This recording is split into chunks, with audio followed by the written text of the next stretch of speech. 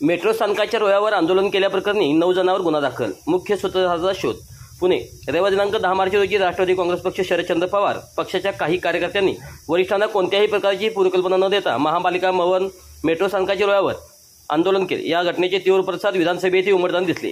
या आंदोलनाची कोणतीही पूर्वकल्पना पक्षातील वरिष्ठांना नव्हती. यामुळे या प्रकरणी एकूण 9 जणांवर गुन्हा दाखल करण्यात आला आहे. या प्रकरणातील मुख्य सूत्रधार कोण याचा तपास पोलीस करत असून आंदोलकांच्या मेट्रो स्थानकाचीच का निवड केली याचा तपास देखील पोलीस करत आहेत. या प्रकरणी न्यायालयाने आरोपी नरेंद्र पावटेकर वय 25, त्याचे वडील ज्ञानेश्वर वय 62, दोघे राहणार गणेशपेठ याच्यासह 9 जणांना न्यायालयाने सोमवारी 2 दिवस पोलीस कोठडीत ठेवण्याचे आदेश दिले. उर्वरित 8 आरोपींची न्यायालयीन कोठडीत रवानगी करण्यात आली आहे.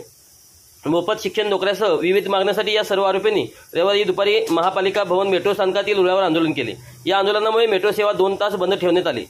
प्रवाशांनी याचा नाग त्रास सहन करावा लागला. आंदोलकाविरुद्ध खुनाचा प्रयत्न, बेकायदा जमवणे, आंदोलन, दंगल आणि मेट्रो रेल्वे कायद्यानुसार गुन्हा दाखल करण्यात आला आहे. नेमकं काय होती घटना?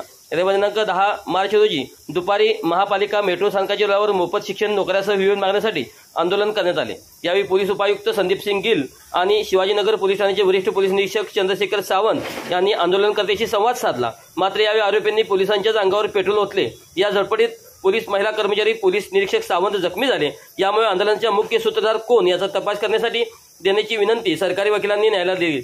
यानुसार पावटेकर यांच्यासह 9 जणांना 2 दिवस पोलीस कोठडीत ठेवण्याचे न्यायालयाने आदेश दिले.